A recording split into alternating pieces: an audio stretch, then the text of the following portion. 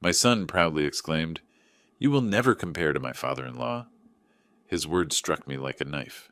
The perfect father-in-law versus a simple father who had silently supported the family for years. I stood up and replied, "Will he pay your bills? Because I'm not sending you any more money." My son's wife was shocked. "What money? We haven't received a cent from you." What I found out next shocked me. Before we continue, please subscribe to the channel and write in the comments what time it is where you are now. The fork trembled in my hand as Daniel's laughter filled the dining room. Rain drummed against the windows, but the storm outside felt gentle compared to what was brewing at my own table. "Edward always knows exactly what to do," Cora said, cutting her chicken with precise movements. "When that shipping delay happened last month, he had it solved in 2 phone calls." I watched my son nod eagerly, his eyes bright with admiration for his father-in-law. The grandfather clock in the hallway ticked steadily, marking time I'd never get back. "That's the difference between real business vision and—" Daniel gestured vaguely around my dining room, taking in the wooden furniture I'd built with my own hands, the family photos watching from their frames. His meaning hung in the air like smoke. "And what?" The words came out sharper than I intended. Cora glanced between us, sensing the shift. "Arnold, the dinner is wonderful. Thank you for cooking." But Daniel was already warming to his theme. "Edward sees the big picture. He doesn't get stuck thinking small." He speared a piece of potato. "Like this logistics expansion he's planning. That's how you really help people." My jaw tightened. The green beans I'd carefully steamed suddenly tasted like ash. I'd spent 3 hours preparing this meal, hoping for one evening of family peace. "Your father works hard too," Cora said softly. But her tone carried the same unconscious dismissal I'd been hearing for months. "Sure, but construction—" Daniel shrugged. "Edward's building an empire. Real legacy stuff." The napkin crumpled in my grip. 37 years of building homes, creating something permanent, something that mattered. Apparently that was nothing compared to moving boxes around warehouses. "Edward offered me the regional manager position," Daniel continued, his chest puffing with borrowed pride. "Says I have natural leadership potential." Natural leadership. I almost laughed. If only Edward knew where Daniel's potential had led him. "That's wonderful, honey," Cora beamed at her husband. "Your father always knows how to spot talent. Always knows, always sees, always solves." Edward Wilson, the perfect father-in-law who could do no wrong. I set down my fork carefully, afraid I might snap it in half. "He's even talking about grooming me for a partnership eventually," Daniel went on. "Says he needs someone he can trust completely." Trust completely. The irony burned in my throat. "It must be nice having someone who believes in you that much," I said quietly. Daniel missed the edge in my voice entirely. "That's just Edward. He's a natural mentor. Some people have it, some don't." The clock ticked louder. Rain pattered against glass. Somewhere in the house, the heating system hummed to life, trying to warm what had gone cold. "He's teaching me about strategic thinking," Daniel continued. "Long-term planning. Real business philosophy." "Real business," I repeated. "You know what I mean, Dad. Edward operates on a different level. He thinks bigger." Cora nodded enthusiastically. "Remember when he restructured that whole Northwest Division? Brilliant. Brilliant, Edward. Perfect Edward. Edward who could solve anything, see everything, build empires, while I apparently played with blocks. Some people just have that executive mindset," Daniel said, leaning back in his chair like he was already practicing for the boardroom. "The ability to make tough decisions. To really lead." "Unlike others," I said. "Well," Daniel shrugged, his meaning clear. The silence stretched tight as a wire. Even Cora seemed to sense she'd wandered into dangerous territory. But Daniel, flushed with his father-in-law's praise and his own imagined importance, couldn't leave it alone. "Face it, Dad," he said, his voice growing louder, more confident. "You'll never measure up to my father-in-law." The words hit like a physical blow. I stood slowly, my chair scraping against the hardwood floor I'd installed myself. Every muscle in my body went rigid. Daniel sat there, triumphant and oblivious, while Cora's face went pale with shock. The rain kept falling. The clock kept ticking. And something inside me went very, very cold. I stood there, gripping the back of my chair as Daniel's words echoed in my mind. "You'll never measure up." The phrase triggered something deeper, pulling me into memories I'd tried to keep buried. 2 years ago, Daniel sitting across from my desk in the home office, his hands clasped tightly, eyes avoiding mine. "Dad, we just need to get through this month." His voice had been smaller then, embarrassed. There was this unexpected expense with the apartment, and my paycheck got delayed. I'd written the check for $2,000 without hesitation. My son needed help. That's what fathers did. "This is temporary," he'd promised, folding the check carefully, "just until I get back on my feet." 3 months later, he was back. This time it was car repairs and utilities. $3,000. His stories were getting more elaborate, his explanations more desperate. "Cora doesn't know how tight things are," he'd whispered that time. "I don't want to worry her. You understand, right? Man to man." I understood. I understood that my son was struggling and too proud to let his wife see it. So I opened my checkbook again. By the fourth visit, it had become routine. Daniel would call first, testing the waters. "Hey, Dad, could we talk sometime this week?" Then he'd show up with another crisis, another emergency that only money could solve. I started keeping better records, not because I didn't trust him, but because the amounts were getting larger. 2,500 one month, 3,200 the next. I wanted to track it all, maybe help him see the pattern, figure out where the money was actually going. The online banking made it easier. No more checks, no more paper trail he might accidentally leave where Cora could find it. Just quiet transfers from my business account to his personal account, every month, like clockwork. "Edward's helping with career stuff," Daniel had explained during one of our last conversations. "But we need cash flow help until the new position kicks in." Edward was helping with career stuff. I was helping with everything else. $75,000 over 3 years. I knew the exact number because I'd calculated it just last week, sitting in that same office, staring at the bank statements spread across my desk. $75,000 of my sweat, my labor, my careful savings. Money I'd earned hauling lumber and mixing concrete and working 14-hour days to build something lasting. All of it disappeared into whatever black hole Daniel called his temporary setbacks. The last transfer had been just 3 weeks ago. $2,800 because his rent had gone up and there was some issue with his health insurance. Another emergency. Another promise that this was the last time. "I really appreciate this, Dad," he'd said over the phone. "I know you don't have to do this. Family helps family, right?" Family helps family. I blinked, returning to the present moment. Daniel was still sitting there, still glowing with his father-in-law's approval, still completely unaware that his perfect world was about to come crashing down. Cora was staring at me with concern. "Arnold, are you all right?" The rain outside seemed louder now, more insistent. The warm light from the dining room chandelier felt harsh against my eyes. Everything looked different, sharper, like I was seeing it all for the first time. 25 payments, $75,000. 3 years of being the silent bank while Edward got all the credit for being the generous mentor. My grip tightened on the chair back. All those months of careful planning, of budgeting my own expenses so I could help my son. All those times I'd chosen not to buy something I wanted, because Daniel needed help more than I needed comfort. And this was my thanks. This dismissal, this casual cruelty.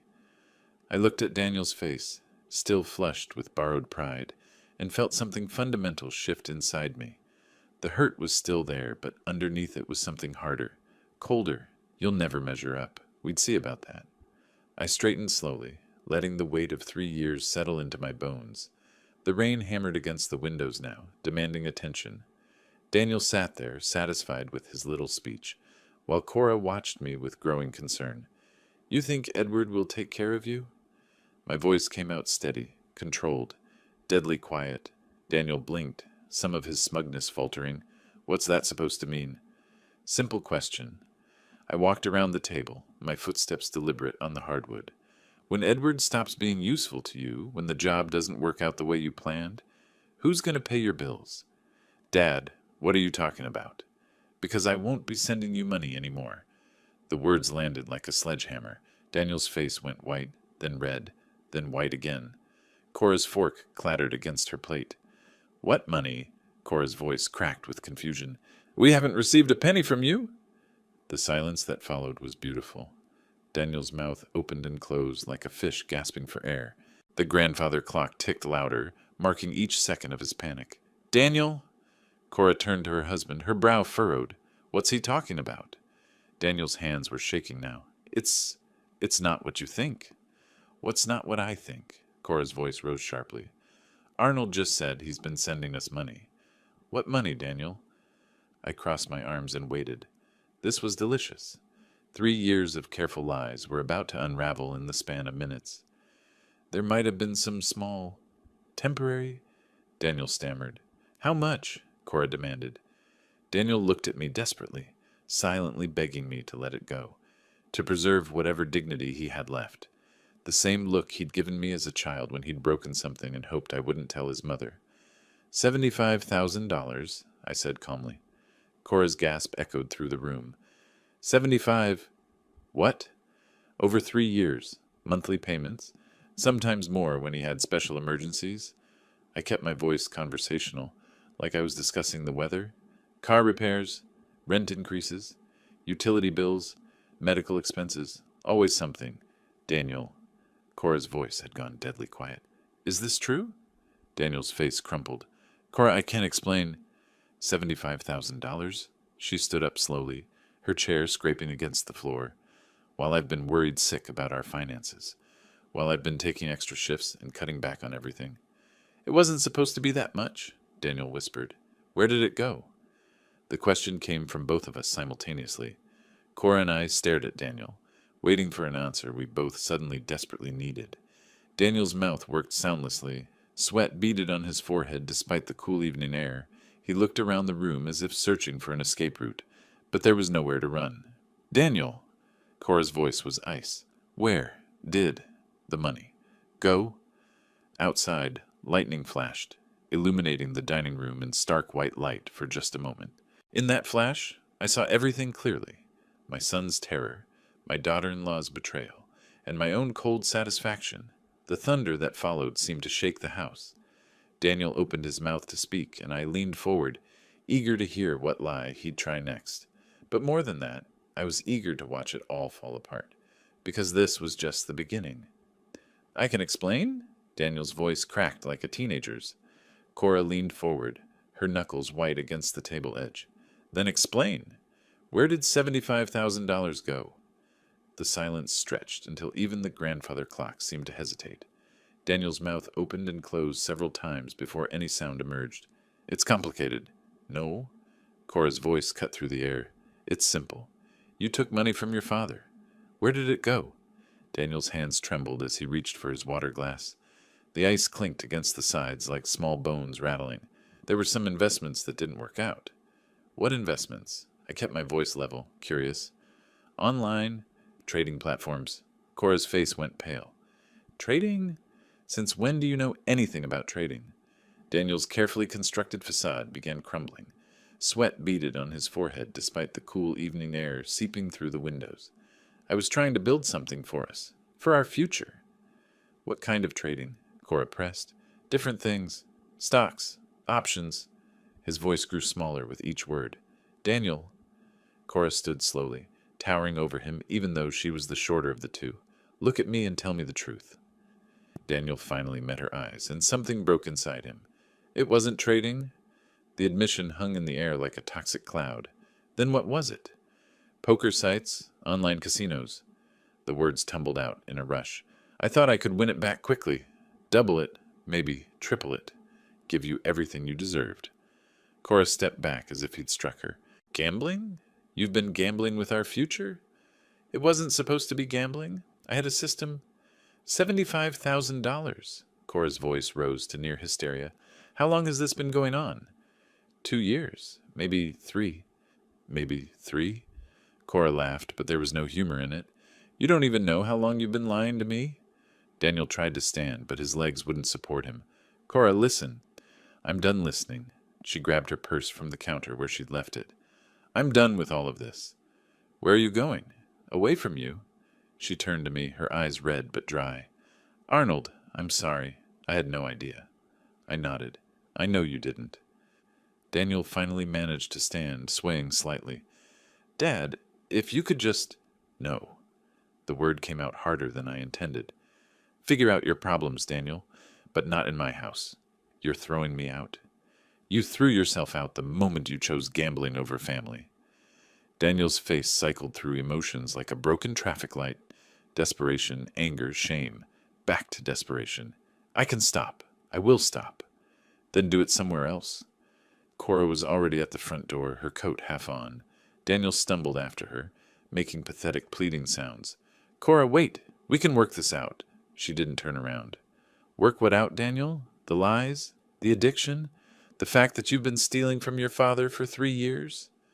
I wasn't stealing. What would you call it? Daniel had no answer for that. I followed them to the front door, watching my son's life implode in real time. The cold air rushed in when Cora opened the door, carrying the scent of rain and fresh earth. I'll call you tomorrow, Daniel said desperately. We'll figure this out. Cora walked to their car without looking back. Daniel stood in my doorway for a moment, searching my face for any sign of softness. Dad? Good night, Daniel. I closed the door and listened to their car start, then drive away into the night. The house felt different already, quieter, sadder, but also cleaner somehow. The dinner dishes still sat on the table, the food long cold. I looked at the mess and decided it could wait until morning. Some things needed time to settle. 2 hours later, I sat on my back deck with a glass of whiskey and a pile of bank statements. The rain had stopped, leaving the air crisp and clear. Stars peeked through the breaking clouds like scattered diamonds. I tried to sleep, but my mind kept circling back to Daniel's confession. $75,000. 3 years of careful support, all poured down the drain of his addiction. The bank statements told the story in cold numbers. January 2022, $2,000. March 2022, $2,500. By the end of that year, the monthly transfers had become routine. My accountant had probably wondered about the pattern, but had been too polite to ask. I sipped the whiskey and felt it burn away some of the evening's bitterness. The deck chair creaked under my weight, a sound I'd grown to love over the years. I'd built this deck myself, just like I'd built most of the house. 1995. Daniel was 5 years old then, more interested in playing with wood shavings than actual construction. He'd followed me around with his plastic hammer, helping by banging on scraps of lumber. When I'm big, I'll build houses too, Daddy. That memory felt like it belonged to someone else's life. I spread the statements across the small table, using my phone's flashlight to read the details. Each transfer was labeled the same way. Family support. Such innocent words for what had become an enablement system. The stars wheeled overhead, indifferent to human failure. Somewhere in the distance, a train whistle echoed through the valley. Seattle's lights twinkled like a sprawling circuit board, all those lives intersecting and diverging in patterns too complex to understand. Daniel was probably home by now, facing Cora's anger and his own shame. Part of me wanted to call him, to find some way to fix this mess. But that impulse was exactly what had created the problem in the first place. I'd taught him that money solved everything, that Dad would always be there to clean up his mistakes. Every transfer had reinforced that lesson, making him weaker instead of stronger. The whiskey glass was empty. I considered refilling it, but decided I needed clarity more than comfort. What would happen if I kept sending money? Daniel would gamble it away, probably faster each time. His addiction would grow stronger, not weaker, and eventually he'd lose everything anyway, including his marriage. But what if I stopped? The question hung in the cold air like my breath. If I cut off the money, Daniel would have to face real consequences for the first time in years. He'd have to choose between his addiction and his life. That choice might save him, or it might destroy him. I pulled out my phone and scrolled to Daniel's contact. One call, one offer of help, and this could all be smoothed over, for a while. Instead, I put the phone away and looked up at the stars again. My father had built houses too, back in the day when construction meant something different. He'd worked with his hands until they were permanently stained with sawdust and paint. When I was Daniel's age, he'd pulled me aside one day and said something I'd never forgotten. Son, the only thing you really own is what you earn yourself. Everything else is just borrowed time. I'd built this house for Daniel, dreamed of passing it down, watching his children play in the same backyard where he'd grown up. But maybe that dream was selfish. Maybe what Daniel needed wasn't inheritance, but incentive. The cold was seeping through my jacket now, reminding me that even March in Seattle demanded respect. I gathered the bank statements and stood slowly, my knees protesting the movement. Inside, the house felt warm and welcoming. I locked the back door and turned off the deck light, and then made my way to the kitchen. My address book sat in the drawer where it had lived for 20 years. I flipped through the pages until I found what I was looking for. Mary Lawson, attorney at law. Tomorrow, I would make some calls. Tonight, I would try to sleep. But first, I would make a decision that might change everything. The next morning brought sunshine through my kitchen windows, painting everything in cheerful yellow light. I sat at the table with coffee and the newspaper, trying to pretend this was just another ordinary day. The phone rang at 10:30, right as I was reading about the City Council's latest budget proposals. Daniel's name appeared on the caller ID.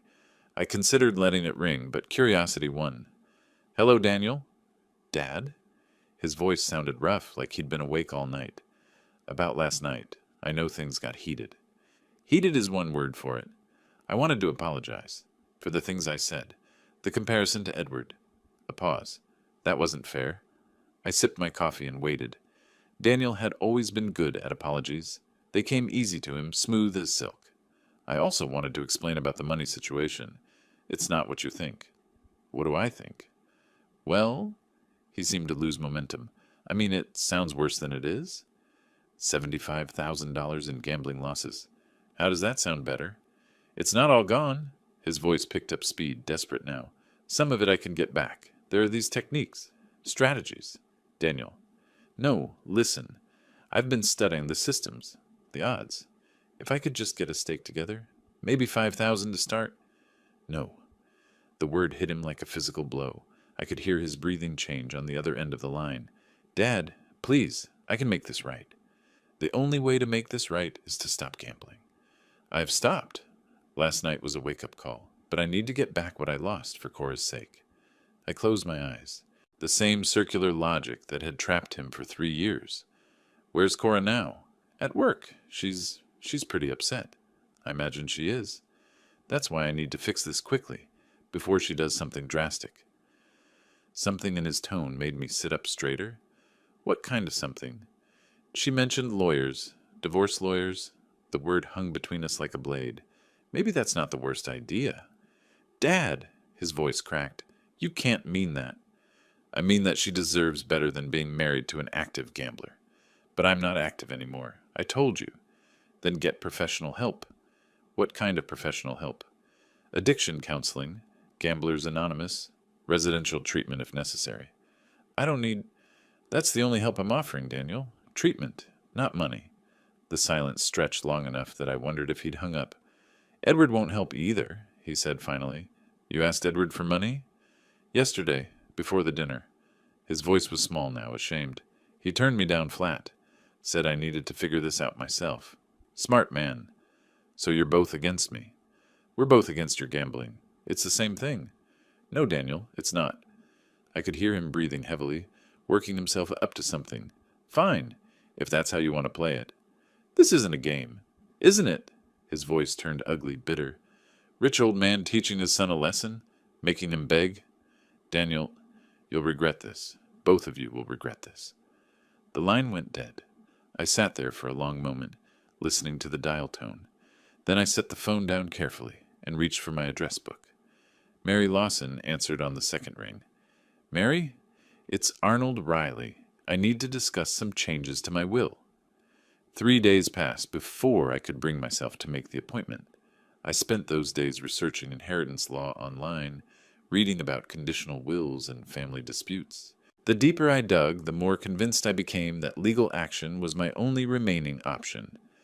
Mary Lawson's office occupied the 15th floor of a glass tower downtown, with panoramic views of Elliott Bay stretching toward the Olympic Mountains. I'd known Mary for over 15 years, ever since she'd helped me incorporate the construction business. Her mahogany desk bore the comfortable clutter of a successful practice. Law books, client files, and a coffee service that spoke of long-standing relationships. "Arnold," she stood as her assistant showed me in, extending a firm handshake. "It's been too long, though I have to say your call sounded urgent." "It is urgent." I settled into the leather chair across from her desk. "I need to change my will." Mary's eyebrows rose slightly. "May I ask why? The last version we drafted seemed comprehensive." "My son has a gambling addiction." The words hung in the air between us. Mary's expression shifted from professional curiosity to genuine concern. "I'm sorry to hear that. How serious?" "Serious enough that he's gambled away $75,000 of my money over the past 3 years." Mary reached for a legal pad, her movements measured and deliberate. "Money you gave him directly?" "Monthly support payments. He claimed he needed help with expenses." I looked out the window at the city below. Turns out he was feeding an online casino habit. "Have you confronted him about this?" "Last week. He admitted everything, then called me 3 days later, demanding more money to fix the situation." Mary wrote notes in precise handwriting. "What kind of changes are you considering?" "I want to make his inheritance conditional on getting clean." "That's possible. Washington state allows performance-based inheritance terms, provided they're specific and measurable." Relief flooded through me. I'd hoped for this answer, but hearing it from Mary made it real. "What would you recommend?" Mary leaned back in her chair, tapping her pen against the legal pad. "Completion of a certified addiction treatment program would be the most defensible requirement. Inpatient rehabilitation, followed by a period of verified abstinence." "How long?" "For gambling addiction, I'd recommend a minimum 6-month treatment program, followed by 1 year of documented sobriety." "And if he refuses?" "Then you designate an alternative beneficiary. Many clients choose charitable organizations related to the addiction issue." I thought about Daniel's threats on the phone, his ugly tone when I'd refused to enable his gambling. "There's a Gamblers Anonymous Foundation here in Seattle." "Perfect. That creates a clear incentive structure. He gets help and inherits, or the money goes to help other addicts." Mary's assistant knocked and entered with fresh coffee. We paused while she served us, the interruption giving me time to process the implications. "What about my daughter-in-law? She's innocent in all this." "We can include a separate provision for her, a fixed amount regardless of your son's compliance." $50,000. Mary made another note. "That's very generous." "She's a good woman. She doesn't deserve to suffer for his choices." "This is clearly a difficult decision," Mary said gently. "Are you certain this is what you want? Family estrangements can become permanent." I thought about Daniel's voice on the phone, the entitlement and anger when I'd offered help instead of money. "I've been enabling him for 3 years. It has to stop." "Then we'll draft something ironclad. I'll need details about the specific treatment requirements, verification procedures, and timeline considerations." "How long will this take?" 2 days for the initial draft. We can schedule a signing for this week if you'd like." I nodded, feeling the weight of decisions settle into certainty. "Do it." Mary walked me to the elevator, her expression thoughtful. "Arnold, you're doing this out of love, not anger. Remember that when things get difficult." The elevator doors closed on her words, but they followed me all the way home. 2 days later, I returned to Mary's office for the formal signing. The conference room felt different from her personal office, more sterile, more final. Sunlight streamed through floor-to-ceiling windows, illuminating the legal documents spread across the mahogany table like evidence in a trial. Mary had assembled everything with her usual precision. Linda Chen, the notary public, sat quietly at one end of the table with her official stamp and record book. 2 witnesses, Mary's assistant and a building security officer, waited nearby. "Before we begin," Mary said, "I want to review the key provisions one more time." She lifted the document, her voice taking on the formal cadence of legal reading. "The inheritance is contingent upon Daniel Riley's completion of a certified gambling addiction treatment program, minimum duration 6 months, followed by 1 year of verified abstinence from all forms of gambling." Yes, the words sounded harsh in the sterile room, but I felt only relief. "If these conditions are not met within 5 years of your death," Mary continued, "the estate will transfer to the Seattle Gamblers Anonymous Foundation." "And Cora's provision?" Cora Wilson Riley will receive $50,000 regardless of Daniel's compliance or non-compliance with the rehabilitation requirements. Linda looked up from her paperwork. Mr. Riley, do you understand the contents of this document? I do. Are you signing this of your own free will without coercion or undue influence? I am. The formality felt appropriate. This wasn't a casual family decision. It was a legal restructuring of my life's work. Mary handed me the pen. Any final questions? I stared at the signature line, thinking about the house I'd built with my own hands, the business I'd grown from nothing, all of it hanging now on Daniel's willingness to get help. What if he tries to contest this? The conditions are specific and legally sound. His addiction is documented through the money transfers you provided. Any contest would require him to admit his gambling problem, which actually strengthens your position. I signed my name with steady strokes. The pen felt heavier than it should have, weighted with 3 generations of family history. Linda applied her official seal with a satisfying thump. The witnesses signed in turn, their signatures making the whole thing real and irreversible. One copy for your records, Mary said, sliding a folder across the table. One for our files and one for the safe deposit box. I held the folder in my hands, feeling the weight of paper that could reshape Daniel's life. How will the verification work? The treatment center will provide completion certificates. For the sobriety period, we'll require monthly documentation from an approved counselor or testing facility. And if he never gets clean? Mary's expression softened slightly. Then you'll have the satisfaction of knowing your money went to help other families avoid what you've been through. The building's security officer left first, then Linda with her notary supplies. Mary's assistant cleared the conference table efficiently, leaving just the 2 of us in the bright room. Are you at peace with this decision? Mary asked. I looked out at the Seattle skyline, imagining Daniel somewhere in those buildings, probably unaware that his future had just changed forever. I'm at peace with trying to save him. And if he's too far gone, then I'm at peace with that too. Mary walked me to the elevator again, her hand briefly touching my shoulder. Good luck, Arnold, with everything. The elevator descended through 15 floors of other people's problems, other people's families, other people's attempts to control the future through legal documents. When I reached the parking garage, I sat in my truck for several minutes, holding the folder containing Daniel's new reality. Tomorrow I would call him. Tonight I would plan exactly what to say. The drive home through Seattle traffic gave me plenty of time to think. 3 days passed before I felt ready to make the call. I spent the time carefully planning my approach, shopping for ingredients, and preparing the house for what would likely be our final family dinner. The grocery store felt different that morning, like I was shopping for a last meal. I chose simple ingredients, a roasted chicken, fresh vegetables, good bread, nothing that would require complicated preparation or distract from the conversation ahead.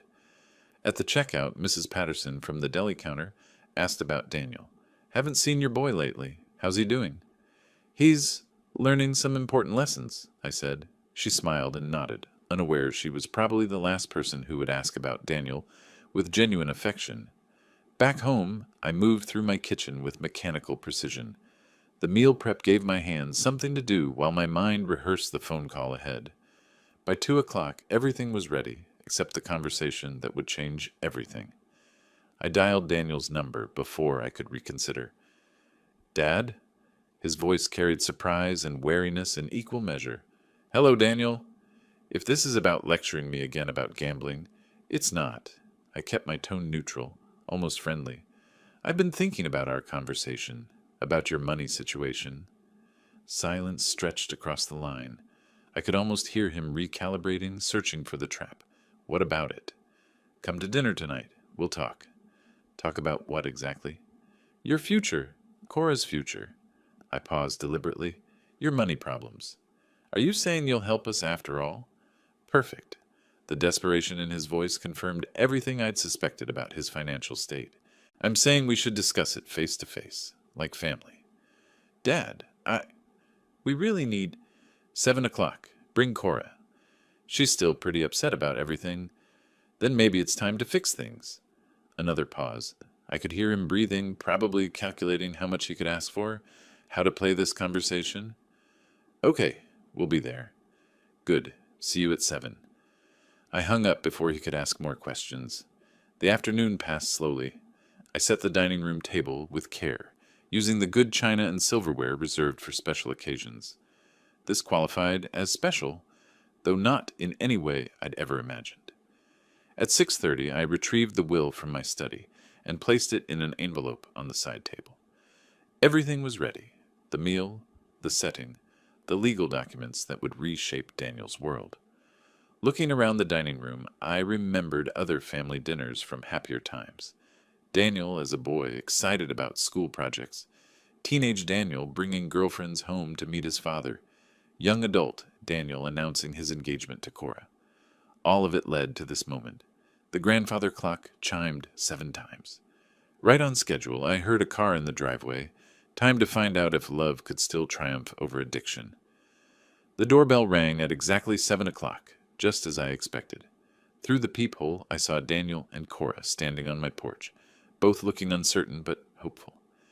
Daniel held a small bouquet of flowers, while Cora clutched a bottle of wine. I opened the door with a warm smile. Right on time. Dad! Daniel stepped forward awkwardly, offering the flowers. Thanks for inviting us back. Of course. I accepted the bouquet graciously. Come in, come in. Cora followed, extending the wine bottle. I wasn't sure if we should bring anything, but that's very thoughtful.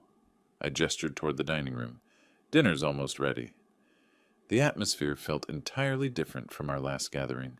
Warmer lighting from the chandelier cast everything in a golden glow, and I'd opened the windows to let in the spring evening air. The table was set with my good china, the same pieces my wife had chosen decades ago. Something smells incredible, Cora said, settling into her chair. Just roasted chicken and vegetables. Nothing fancy. I poured wine for all of us, noting how Daniel's hand trembled slightly as he reached for his glass. Remember when you tried to help me build the back deck? I asked Daniel as I served the meal. Daniel laughed, some of the tension leaving his shoulders. I was 5. That hammer was bigger than me. You were so determined to help. I smiled at the memory. Every nail you tried to hammer bent sideways. But you never got frustrated, Daniel said quietly. You just kept straightening them out and letting me try again. Cora watched our exchange with visible relief. You've always been there for us, Arnold. I want you to know we appreciate it. Family is everything, I said, cutting my chicken with deliberate care. We work through problems together. Daniel shifted in his seat. About those problems, Dad. I know things have been difficult lately. I held up a hand gently. Tonight is about family. We can discuss business later. The rest of the meal passed pleasantly. I shared stories about building the house when Daniel was young, how he'd supervised from his sandbox while I laid the foundation. Cora talked about her work, carefully avoiding any mention of financial stress. Daniel seemed more relaxed than I'd seen him in months, occasionally reaching for Cora's hand. Remember the tool shed incident? I asked as we finished the main course. Daniel groaned. The one I helped you build that collapsed the next day? Your mother took pictures of you standing proudly next to that crooked disaster. I refilled our wine glasses. She said it was the most beautiful shed she'd ever seen. I felt so proud, Daniel admitted. Even after it fell down, you helped me understand what went wrong. You never made me feel stupid. Because you weren't stupid. You were learning. The grandfather clock chimed 8 times, its deep tones filling the comfortable silence that followed. I could see Daniel relaxing more with each passing minute, his confidence building as he interpreted my warmth as forgiveness. Why don't we move to the living room? I suggested, standing to clear the dishes. I'll bring coffee. Let me help, Cora offered, but I waved her away. You're guests tonight. Go make yourselves comfortable. As they headed toward the living room, I began clearing the table, stacking plates with methodical precision. Through the doorway, I could hear their quiet conversation. Daniel's voice animated as he told Cora about some childhood memory I'd triggered. I loaded the dishwasher efficiently, my movements automatic after years of practice. The kitchen felt peaceful, filled with the lingering aromas of dinner and the sound of family in the next room. When I joined them in the living room, Daniel and Cora were sitting close together on the sofa, her hand resting on his knee. They looked hopeful, united, ready to rebuild their relationship with me. Coffee will be ready in a few minutes, I said, settling into my chair across from them. Dad, Daniel began, leaning forward slightly. I know you mentioned discussing our situation. I nodded thoughtfully. Yes, I've been giving it considerable thought. The anticipation in Daniel's eyes was unmistakable. He'd interpreted the evening's warmth as proof that I'd changed my mind about helping them financially. Actually, I said, standing again, let me get something from my study, something I think will interest you both. I returned from my study carrying a manila envelope, thick with legal documents. The weight of it felt substantial in my hands as I settled back into my chair, placing the envelope deliberately on the coffee table between us. Daniel's eyes fixed on it immediately. What's that? This, I said, my voice taking on a more serious tone, is the result of my thinking about our money discussion. Cora straightened, sensing the shift in atmosphere. The comfortable warmth of dinner was evaporating, replaced by something more formal, more final. Daniel, you mentioned wanting to discuss money. Let's do that. I opened the envelope and withdrew the will, its legal weight making the papers feel heavier than they should. I had my attorney prepare some documents that address your financial situation. Daniel reached for the papers eagerly, his face bright with anticipation. Dad, I knew you'd understand.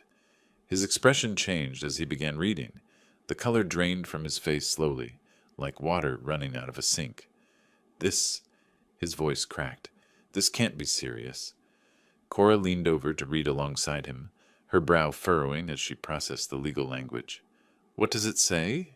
She asked softly. Daniel's hand shook as he continued reading. He's changed his will. I can only inherit if I complete gambling addiction treatment. 6 months minimum in a certified residential program, I confirmed calmly, followed by 1 year of verified abstinence from all forms of gambling. Dad, you can't do this. Daniel's voice rose sharply. I can, and I have. I kept my tone level, controlled. The documents are already filed with the court. Cora continued reading over Daniel's shoulder, her expression shifting from shock to understanding. Monthly check-ins with approved counselors, she read aloud. Medical documentation required. 5-year deadline from date of death. And if I don't meet the conditions, Daniel's voice was barely a whisper, then the estate goes to the Seattle Gamblers Anonymous Foundation. I leaned back in my chair. Your inheritance will help other families avoid what we've been through. This is punishment. Daniel stood abruptly, the papers scattering to the floor. You're cutting me off completely. No, I said firmly. I'm giving you the chance to earn what you inherit. Cora picked up the fallen documents, studying them carefully. When she looked up, her eyes were bright with understanding. This is exactly right, Daniel, she said quietly. Daniel spun to face her. What? Your father is right. You need help. Real help. Not more money to gamble away. Cora, you can't be serious. I am completely serious. She stood, moving closer to my chair. Arnold, this is incredibly brave. Daniel stared at his wife, as if seeing her for the first time. You're siding with him? I'm siding with your recovery. She turned back to the will. It says here I'll receive $50,000, regardless of whether you meet the conditions. That's right, I confirmed. You shouldn't suffer for his choices. So even if I never get clean, Cora gets money. But I don't? Daniel's voice was rising toward hysteria. That's exactly right. This is insane. I'm your son. And that's why I'm doing this. I stood as well, facing him directly, because I want you to become the man I raised you to be, not the man addiction has made you. Daniel grabbed the will from Cora's hands, scanning it desperately as if looking for loopholes. There has to be another way. There is. Get help. I don't need... Yes, you do. Cora's voice was steel. You've been lying to me for 3 years, gambling away our future. Your father is offering you a path back. Daniel looked between us, seeing his world collapse in real time. So that's it? Follow your rules, or lose everything? Follow the rules of recovery, I corrected. This isn't about control, Daniel. It's about love. He laughed bitterly. Love? You call disinheriting your son love? I call giving you a reason to get clean love. Daniel stared at the document in his hands for a long moment, then dropped it back onto the coffee table. I need time to process this. Take all the time you need, I said. The conditions don't change. He headed toward the front door, Cora following after gathering her purse. "Thank you," she said quietly, touching my arm as she passed. I nodded, watching them leave through the window. Daniel's shoulders were hunched with defeat, but for the first time in years, I felt something approaching hope. 4 months after that night, I sat at the same dining room table, but everything had changed. Daniel sat across from me, but this Daniel was different, cleaner somehow, more present. The desperate edge that had defined him for years was gone, replaced by something I barely dared to call peace. "The program director says I'm making excellent progress," he said, cutting his chicken with steady hands. 3 months down, 3 to go." Cora smiled beside him, her relief evident in every gesture.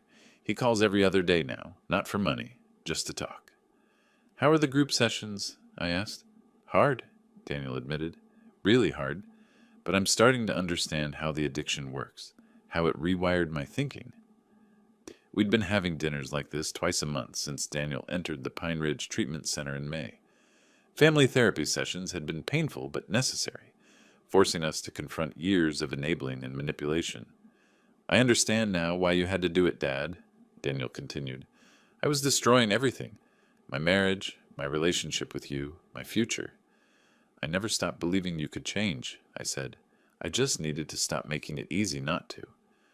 "The counselors explained enabling to us," Cora added. "How giving him money was actually feeding the addiction." Daniel nodded. "Every time you helped, it reinforced my belief that gambling was okay, because there would always be a safety net. And now I'm learning to build my own safety net. Real skills, real relationships, real responsibility." I looked at my son, really looked at him. His eyes were clear, focused. The furtive, calculating expression that had become his default was gone. "The financial counselor helped me create a repayment plan," Daniel said. "It'll take years, but I want to pay back every dollar I took from you." Daniel, "No, Dad, I need to do this. Not for the inheritance, but for me, for my marriage, for our family." Cora reached for his hand. "It's been hard, but we're both learning what a real partnership looks like. No more secrets, no more lies."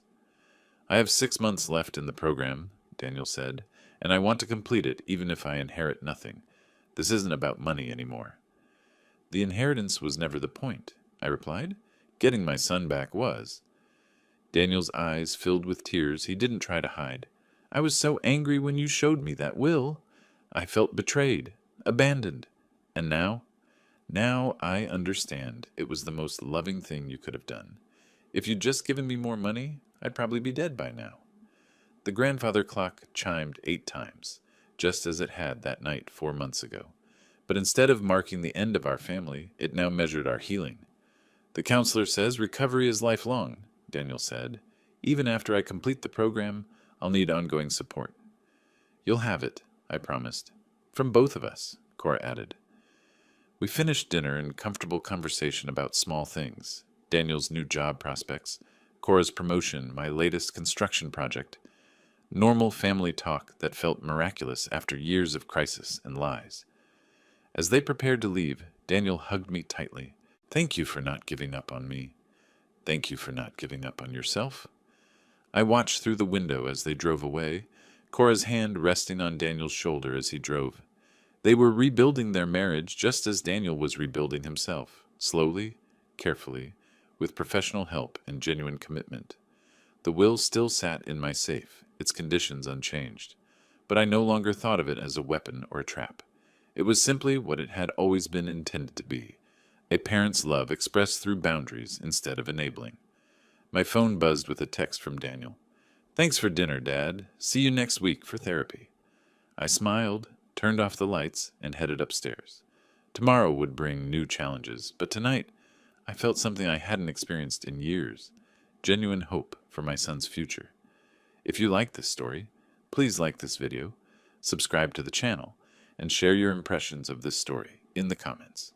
To listen to the next story, click on the box on the left. Thank you for watching.